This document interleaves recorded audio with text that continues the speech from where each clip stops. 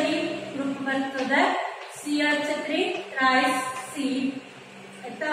Next CH3 twice CH isopropyl secondary ಬರ್ತದೆ, secondary tertiary. Next CH3 CH2 CH3 CH2 primary. Next methyl sorry ಇಲ್ಲಿ ಸೆಕೆಂಡರಿಗಿಂತ ಮುಂಚೆ ಇನ್ನೊಂದು ಬರ್ತದೆ propyl group. Okay, propyl group ಒಂದು ಬರ್ತದೆ CH3 CH2 CH2. So propyl, this is isopropyl group. This is tertiary butyl group. Okay, so next propyl ಆದ್ಮೇಲೆ methyl ಬರ್ತದೆ CH3 CH2 dash ethyl, ಇದು ಪ್ರೈಮರಿ. ಹಾಗೆ ಪ್ರೈಮರಿ ನಂತರ CH3 ಗ್ರೂಪ್ ಬರುತ್ತೆ, ಇದು methyl. ಆದ್ಮೇಲೆ ಡ್ಯೂಟೇರಿಯಂ ಬರುತ್ತೆ, ಆದ್ಮೇಲೆ ಹೈಡ್ರೋಜನ್ ಬರುತ್ತೆ. ಈ ಆರ್ಡರ್ ಅಲ್ಲಿ ನಮ್ಮ ಇದೆ. ಅಂದ್ರೆ ಇಲ್ಲಿ ನೋಡಿ ನಾವೇನ್ ಮಾಡಿದ್ದೇವೆ, Nitro group has got maximum electron withdrawing nature and here tertiary carbon atom is having maximum electron donating nature. Carbon ಗೆ ಮಿಥೈಲ್ ಗ್ರೂಪ್ಸ್ ಜಾಸ್ತಿ ಆದಂಗೆ ಅದರದ್ದು ಇಲೆಕ್ಟ್ರಾನ್ ಡೊನೇಟಿಂಗ್ ಪವರ್ ಏನಿದೆ ಅದು ಕೂಡ ಜಾಸ್ತಿ ಆಯ್ತಾ. ಇದರಲ್ಲಿ ನೀವು ಎಕ್ಸಾಂಪಲ್ ಏನ್ ತಗೊಳ್ಬಹುದು, example you can take chloroethane itself. Chloroethane example ಅನ್ನ ಇಲ್ಲಿ ತಗೊಳ್ಬಹುದು ಆಯ್ತಾ. ಇದರಲ್ಲಿ ಎಕ್ಸಾಂಪಲ್ ಕೊಡ್ತಾನೆ. Example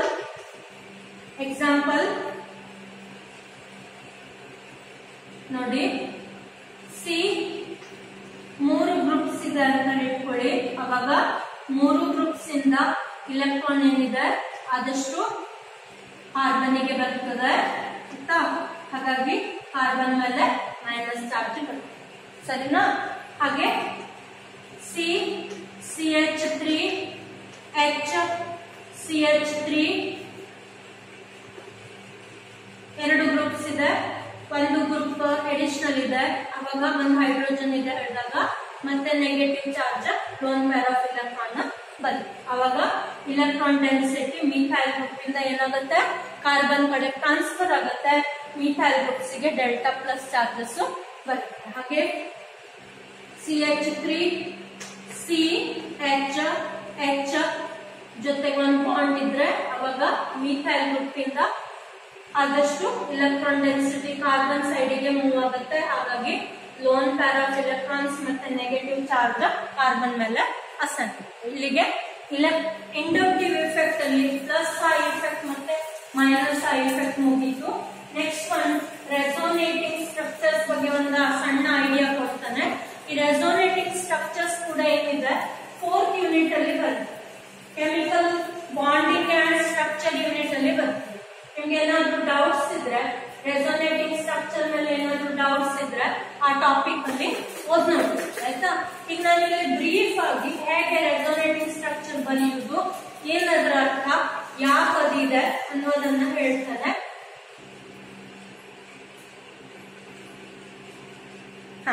so next one resonance structures. Resonance effect ಹೇಳ್ಬೇಕು ಅಂತಂದ್ರೆ ಈ ರೆಸೋನೆನ್ಸ್ ಸ್ಟ್ರಕ್ಚರ್ಸ್ ಕೂಡ ಇಂಪಾರ್ಟೆಂಟ್ ಆಯ್ತಾ. ಸೊ ಈಗ ಆರ್ಗ್ಯಾನಿಕ್ ಮಾಲಿಕ್ಯೂಲ್ಸ್ ಅಲ್ಲಿ ಏನಿದೆ, ನಾವು ಲೂಯಿಸ್ ಡಾಟ್ ಸ್ಟ್ರಕ್ಚರ್ ಅನ್ನ ಬರೀ. Okay, so in organic molecules single Louis dot structure cannot explain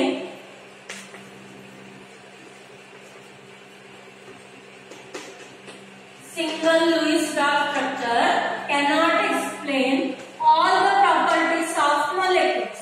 Okay, so Lewis dot structure ಹಾಕ್ತವೆ ನಾವು ಆಕ್ಟೇಟ್ ಇರುವಂತ, ಅದೇನ್ ಮಾಡ್ತದೆ ಹೇಳಿ, ಆದಷ್ಟು ಎಲ್ಲ ಪ್ರಾಪರ್ಟೀಸ್ ಅನ್ನ ಮೊಲೆಕ್ಯೂಲಿನ ಗುಣಲಕ್ಷಣಗಳನ್ನ ಎಕ್ಸ್ಪ್ಲೇನ್ ಮಾಡ್ಲಿಕ್ಕೆ ಆಗುತ್ತೆ. ಅದ್ರ ಬದಲು ಏನ್ ಮಾಡ್ತವೆ, ಮೊಲೆಕ್ಯೂಲಿಗೆ 2, 3, 4 ಈ ರೀತಿ ಬೇರೆ ಬೇರೆ ಸ್ಟ್ರಕ್ಚರ್ಸ್ ಅನ್ನ ಬರೀತಾರೆ ಆಯ್ತಾ. ಆ ಬೇರೆ ಬೇರೆ ಸ್ಟ್ರಕ್ಚರ್ಸ್ ಏನ್ ಮಾಡ್ತವೆ ಕೇಳಿದ್ರೆ, ಒಂದು ಸ್ಟ್ರಕ್ಚರ್ ಕೆಲವೊಂದು ಪ್ರಾಪರ್ಟಿ ಪ್ರಾಪರ್ಟೀಸ್ ಅನ್ನ ಎಕ್ಸ್ಪ್ಲೇನ್ ಮಾಡಿದ್ರೆ ಮತ್ತೊಂದು ಸ್ಟ್ರಕ್ಚರ್ ಉಳಿದಿರೋ ಪ್ರಾಪರ್ಟೀಸ್ ಅನ್ನ ಎಕ್ಸ್ಪ್ಲೇನ್ ಮಾಡುತ್ತೆ, ಇನ್ನೂ ಒಂದು ಸ್ಟ್ರಕ್ಚರ್ ಮತ್ತೆ ಉಳಿದಿರೋ ಪ್ರಾಪರ್ಟೀಸ್ ಅನ್ನ ಎಕ್ಸ್ಪ್ಲೇನ್ ಮಾಡುತ್ತೆ. ಹಾಗಾಗಿ ನಾವು ಈಗ 3 ಸ್ಟ್ರಕ್ಚರ್ಸ್ ಬಂದ್ವಿ ಅಂತಂದ್ರೆ ಆ 3 ಸ್ಟ್ರಕ್ಚರ್ ಸೇರಿ ನಾವು ಅದನ್ನ ಏನ್ ಮಾಡ್ತೇವೆ, ಒಂದು ಆಕ್ಚುಯಲ್ ಸ್ಟ್ರಕ್ಚರ್ ಅಂತ ಹೇಳಿ ಬರೀತೀವಿ. ಹಾಗಾಗಿ ರೆಸೋನೆನ್ಸ್ ಸ್ಟ್ರಕ್ಚರ್ಸ್ ಅಂದ್ರೆ ಏನು, ಒಂದು ಮಾಲಿಕ್ಯೂಲ್ಗೆ ಸಿಂಗಲ್ ಲೂಯಿಸ್ ಡಾಟ್ ಸ್ಟ್ರಕ್ಚರ್ ಬದಲು ಬರೆಯುವಂತಹ ಸ್ಟ್ರಕ್ಚರ್ಸ್ ಏನಿದೆ ಅದನ್ನ ರೆಸೋನೆನ್ಸ್ ಸ್ಟ್ರಕ್ಚರ್ಸ್ ಅಥವಾ ಕ್ಯಾನಾನಿಕಲ್ ಸ್ಟ್ರಕ್ಚರ್ಸ್ ಅಂತ ಕರೀತೇವೆ. ಮತ್ತೆ ಹೈಬ್ರಿಡ್ ಏನಿದೆ ಅದನ್ನ ಆಕ್ಚುಯಲ್ ಸ್ಟ್ರಕ್ಚರ್ ಅಂತ ಕರೀತೀವಿ. ಸೊ ಈಗ ಡೆಫಿನೇಷನ್ ಕೊಡ್ತೇನೆ ನೋಡಿ. So actual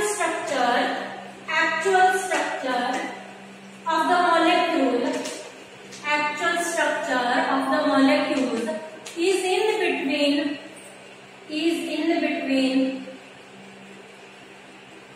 in between all of these contributing structures. Okay, ಹಾಗಾಗಿ ಆಕ್ಚುಯಲ್ ಸ್ಟ್ರಕ್ಚರ್ ಏನಿದೆ ಅದು ಆಲ್ ಆಫ್ ಎಲ್ಲ ಸ್ಟ್ರಕ್ಚರಿನ ಇನ್ ಬಿಟ್ವೀನ್ ಮಿಡಲ್ ಅಲ್ಲಿ. So and it is actual structure is called as resonance hybrid. Okay, ಏನಿದೆ actual structure of the molecule is in between all these contributing structures and is resonance hybrid. Okay, so and different individual structures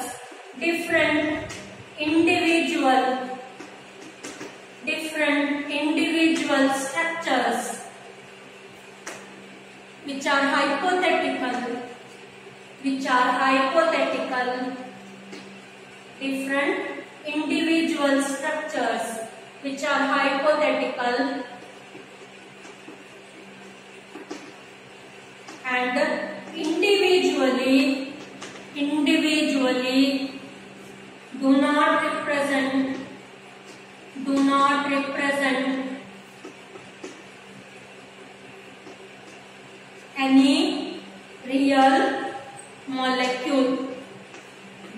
represent any real molecule, are resonance structures or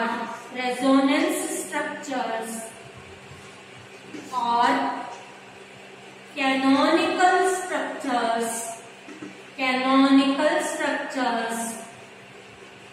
or contributing structures.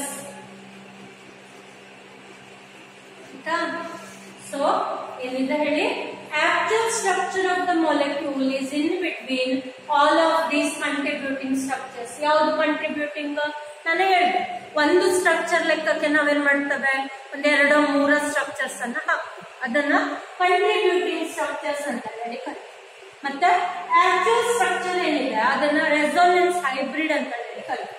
ಹಾಗೆ different individual structures which are hypothetical ಅಂದ್ರೆ imagine, actually ಅವು exist ಆಗಲ್ಲ, ಆಯ್ತಾ, ಯಾವುದು real molecule ಅನ್ನ indicate ಮಾಡಲ್ಲ ಅಂತ structures ಅನ್ನ ಏನ್ ಹೇಳ್ತವೆ, resonance structures, canonical structures R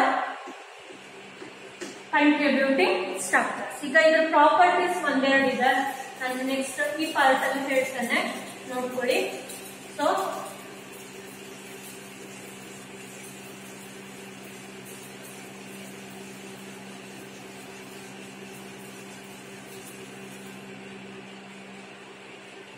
the energy of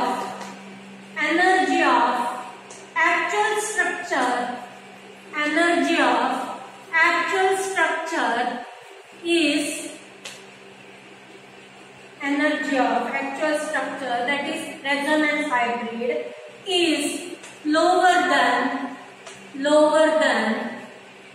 that of any of the resonance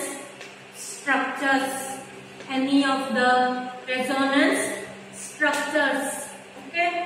Next up, the difference in the energy in the energy of between actual structure that is resonance hybrid and lowest energy resonance structure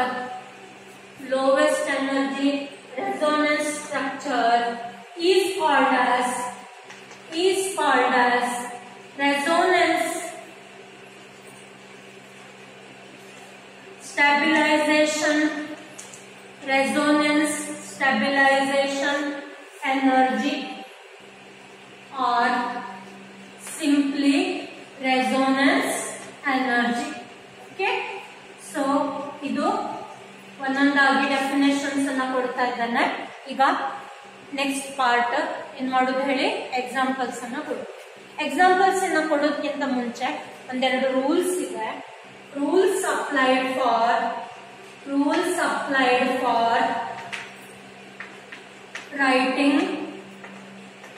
resonance structures. Rules applied for writing resonance structures. ಯಾವ rules ಅನ್ನ follow ಮಾಡ್ತಾನೆ ಅಂತ ಹೇಳಿದ್ದಾರೆ ನೋಡಿ.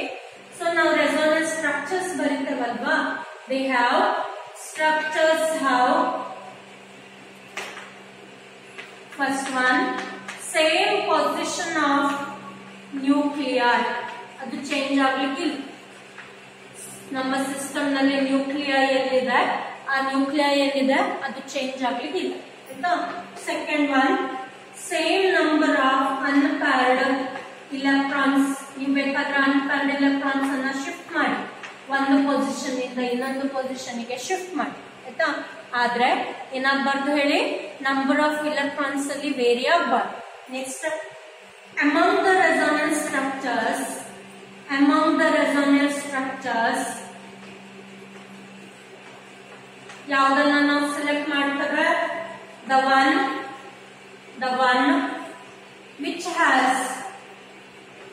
has more covalent bonds, the resonance structure which has more covalent bonds. All the atoms with octets, hydrogen ಗೆ ಡೂಪ್ಲೆಟ್. Okay, hydrogen ನಲ್ಲಿ 2 electron, ಹಾಗಾಗಿ duplet. So less separation of charges, opposite charges, less separation of opposite charges ಹಾಗೆ and more dispersal of charge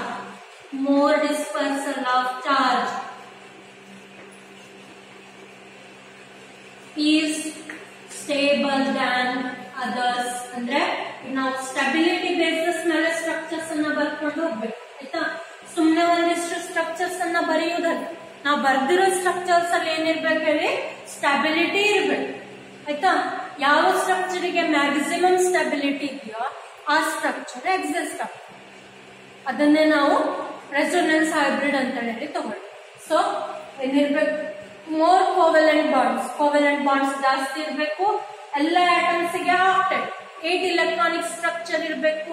ಹಾಗೆ less separation of opposite charges. ಎಲ್ಲಿ ಕೊಡ್ತೇವೆ ನಾವು charges ಅನ್ನ, ಎಲ್ಲಿ ಕೊಡ್ತೇವೆ, negative charge on the more electronegative atom, positive charge on the more electropositive atom. ಅದನ್ನ charge separation ತೋರಿಸಲಿಕ್ಕೆ ಕೊಡ್ತೇವೆ ಆಯ್ತಾ.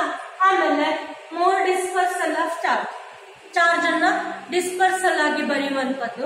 ಇದಿಷ್ಟು ಪ್ರಾಪರ್ಟೀಸ್ ಇದ್ರೆ ಆ ಮೊಲೆಕ್ಯೂಲ್ ಏನಿದೆ ಅದು ಸ್ಟೇಬಲ್ ಆಗಿ ಕನ್ವರ್ಟ್ ಆಗ್ತದೆ. ಒಂದೆರಡು ಎಕ್ಸಾಂಪಲ್ ಕೊಟ್ಟು ಕ್ಲಾಸ್ ಅನ್ನ ವೈಂಡ್ ಅಪ್ ಮಾಡ್ತೇನೆ. So just 2 examples. Okay, first one benzene. So ನಾವು ಬೆನ್ಝೀನಿಗೆ ಒಂದು ಸ್ಟ್ರಕ್ಚರ್ ಬರ್ತೇವೆ, ಏನದು ಈ ರೀತಿ ಸ್ಟ್ರಕ್ಚರ್ ಬರ್ತದೆ ಆಯ್ತಾ. ಆಕ್ಚುಲಿ ಈ ಸ್ಟ್ರಕ್ಚರ್ ಏನಿದೆ, cyclic structure containing alternate double and single bonds. Okay, ಈ ಸ್ಟ್ರಕ್ಚರ್ ಏನಿದೆ, ಈ ಸ್ಟ್ರಕ್ಚರ್ ಎಲ್ಲ ಪ್ರಾಪರ್ಟೀಸ್ ಅನ್ನ ಎಕ್ಸ್ಪ್ಲೇನ್ ಮಾಡುದು ಆಯ್ತಾ.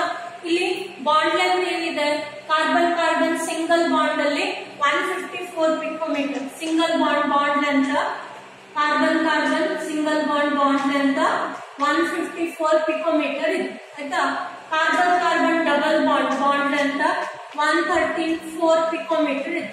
ಈಗ ಆಕ್ಚುಲಿ ಏನಿದೆ ಇದು ಈ ಸ್ಟ್ರಕ್ಚರ್ ಏನಿದೆ it is a resonance hybrid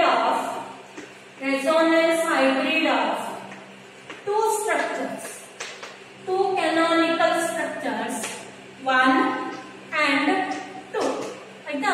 ಅದರಲ್ಲಿ ಬಾಂಡ್ ಲೆಂತ್ ಏನಿದೆ ಕೇಳಿದ್ರೆ ಯಾವುದು ಬಾಂಡ್ ಇರ್ಲಿ, ಕಾರ್ಬನ್ ಸಿಂಗಲ್ ಬಾಂಡ್ ಇರ್ಲಿ ಅಥವಾ ಕಾರ್ಬನ್ ಡಬಲ್ ಬಾಂಡ್ ಇರ್ಲಿ, carbon bond length will be of 139 picometer. ಹಾಗಾಗಿ ಎರಡು ಸ್ಟ್ರಕ್ಚರ್ಸ್ ಯಾವುದು? ಸೊ ಒಂದೇ ಸ್ಟ್ರಕ್ಚರ್ ಇದು 1 2 3 4 5 6. ಇದರಲ್ಲಿ ಬಾಂಡ್ಸ್ ನೋಡಿ 1 6 4 5 ಮತ್ತೆ 2 3 ಪೊಸಿಷನ್ ಅಲ್ಲಿ ಇದೆ. ಈಗ ಇದು ಇನ್ನೊಂದು ಸ್ಟ್ರಕ್ಚರ್ ಅಲ್ಲಿ 1 2 ಸೇಮ್ ನಂಬರಿಂಗ್ ಮಾಡ್ತಾನೆ 5 6 3 4 5 6 ಪೊಸಿಷನ್ ಅಲ್ಲಿ. ಸೊ ಈಗ ಈ ಎರಡು ಸ್ಟ್ರಕ್ಚರ್ಸ್ ಅನ್ನು ಸೇರಿಸಿ ನಾವೇನ್ ಮಾಡ್ತೇವೆ ಅಂದ್ರೆ ಒಂದು ರೆಸೋನೆನ್ಸ್ ಹೈಬ್ರಿಡ್ ಅನ್ನ ಬರೀತೇವೆ. ಅದರಲ್ಲಿ ನೆಗೆಟಿವ್ ಚಾರ್ಜ್ ಏನಿದೆ ಬೆನ್ಸಿನ್ ರಿಂಗಿನ ಒಳಗಡೆ ಸರ್ಕ್ಯುಲೇಟ್ ಆಗ್ತಾ ಇರ್ತದೆ ಆಯ್ತಾ. ಸೊ ಇದನ್ನ ಈ ರೀತಿಯಲ್ಲೂ ಬರೀಬಹುದು. ಸೊ ಇದು ರೆಸೋನೆನ್ಸ್ ಹೈಬ್ರಿಡ್ ಆಫ್ ಬೆನ್ಸಿನ್. ಹಾಗಾಗಿ ಬೆನ್ಸಿನಿಗೆ ಆಕ್ಚುಯಲ್ ಸ್ಟ್ರಕ್ಚರ್ ಏನಿದೆ ಈಗ ಬಂದ್ರು ಕರೆಕ್ಟ್ ಇದೆ. ಇದೆರಡು ಸ್ಟ್ರಕ್ಚರ್ಸ್ ಅನ್ನ ನಾವು ಕ್ಯಾನಾನಿಕಲ್ ಅಥವಾ ರೆಸೋನೆನ್ಸ್ ಸ್ಟ್ರಕ್ಚರ್ಸ್ ಅಂತ ಕರೀತೇವೆ. ಹಾಗೆ ಇದನ್ನ ರೆಸೋನೆನ್ಸ್ ಹೈಬ್ರಿಡ್ ಅಂತ ಕರೀತೇವೆ. ರೆಸೋನೆನ್ಸ್ ಹೈಬ್ರಿಡ್ ಅಲ್ಲಿ ಏನಾಗಿದೆ ನೋಡಿ, ನಮ್ಮ ಸಿಂಗಲ್ ಮತ್ತೆ ಆಲ್ಟರ್ನೇಟ್ ಡಬಲ್ ಬಾಂಡ್ ಅಂದ್ರೆ ಏನಂತ ಅದರದ್ದು ಪೈ ಬಾಂಡ್ ಏನಿದೆ, ಪೈ ಬಾಂಡ್ ಇಲೆಕ್ಟ್ರಾನ್ಸ್ ಸರ್ಕ್ಯುಲೇಟ್ ಆಗ್ತಾ ಇದೆ. ಇಲ್ಲಿ 1 6 4 5 2 3 ಪೊಸಿಷನ್ ಅಲ್ಲಿ, ಇಲ್ಲೇನಿದೆ 1 2 3 4 5 6 ಪೊಸಿಷನ್. ಹಾಗಾಗಿ ನಮ್ಮ ಪೈ ಬಾಂಡ್ ಏನಿದೆ ಇಟ್ ಇಸ್ ಡಿಲೋಕಲೈಸ್, ಎಲ್ಲ ಇಲೆಕ್ಟ್ರಾನಿಗೂ ಸೇರಿದ್ದು, ನನ್ಗೆ ನಿನ್ಗೆ ಸೇರಿದ್ದು ಅಂತ ಹೇಳಿದ್ರೆ ಅಲ್ಲಿ ಮತ್ತೆ ಭೇದ ಭಾವ ಇಲ್ಲ ಆಯ್ತಾ, ಎಲ್ಲ ಕಾರ್ಬನ್ ಆಟಮ್ಸ್ ಗೆ ಸೇರಿದ್ದು. ಹಾಗಾಗಿ ನಾವೇನ್ ಮಾಡ್ತೇವೆ ಈ ರೀತಿ ಸರ್ಕ್ಯುಲೇಟಿಂಗ್ ಆರೋ ಮಾರ್ಕ್ ಹಾಕಿ ನೆಗೆಟಿವ್ ಚಾರ್ಜ್ ಅನ್ನ ಬರೀತೇವೆ. ಅದು ಈ ರೀತಿ ಬರೀತೇವೆ. Second example nitromethane formula CH3NO2. ಇದಕ್ಕೆ ಎರಡು ಸ್ಟ್ರಕ್ಚರ್ಸ್ ಇದೆ ನೋಡಿ ಕೊಡ್ತಾನೆ. CH3N double bond O single bond, double bond O ಅಂತಂದ್ರೆ 4 ಇಲೆಕ್ಟ್ರಾನ್ಸ್, ಸಿಂಗಲ್ ಬಾಂಡ್ ಅಂತಂದ್ರೆ 6 ಇಲೆಕ್ಟ್ರಾನ್ಸ್ ಪ್ಲಸ್ ನೆಗೆಟಿವ್ ಚಾರ್ಜ್. ಈಗ ಇಲ್ಲಿರೋ ಈ ಇಲೆಕ್ಟ್ರಾನ್ ಪ್ಯಾರ್ ಇಲ್ಲಿ ಶಿಫ್ಟ್ ಆಗ್ತದೆ, ಇದು ಇಲ್ಲಿ ಶಿಫ್ಟ್ ಆಗ್ತದೆ. ಅವಾಗ ಇನ್ನೊಂದು ಇದು ಫಸ್ಟ್ ರೆಸೋನೇಟಿಂಗ್ ಸ್ಟ್ರಕ್ಚರ್. ಹಾಗೆ ಇನ್ನೊಂದು ರೆಸೋನೇಟಿಂಗ್ ಸ್ಟ್ರಕ್ಚರ್ ಬಂತು CH3N ಸಿಂಗಲ್ ಬಾಂಡ್ O. ನೋಡಿ ಡಬಲ್ ಬಾಂಡ್ ಇದ್ದಿದ್ದು ಒಂದು ಬಾಂಡ್ ಪ್ಯಾರ್ ಇಲ್ಲಿ ಶಿಫ್ಟ್ ಆಯ್ತು ಅಂದ್ರೆ ಒಂದು ಇಲೆಕ್ಟ್ರಾನ್ ಪ್ಯಾರ್ ಬಂತು, ಜೊತೆಗೆ negative charge, double bond O 4 ಆಯ್ತಾ. ಸೊ ಇಲ್ಲಿಗೆ ನಾನು ಇವತ್ತಿನ ಕ್ಲಾಸ್ ಅನ್ನ ಕಂಪ್ಲೀಟ್ ಮಾಡ್ತೇನೆ. Thank you. ಮುಂದಿನ ನೆಕ್ಸ್ಟ್ ಕ್ಲಾಸ್ ಅಲ್ಲಿ ಕಂಟಿನ್ಯೂ ಮಾಡೋಣ. Thank you.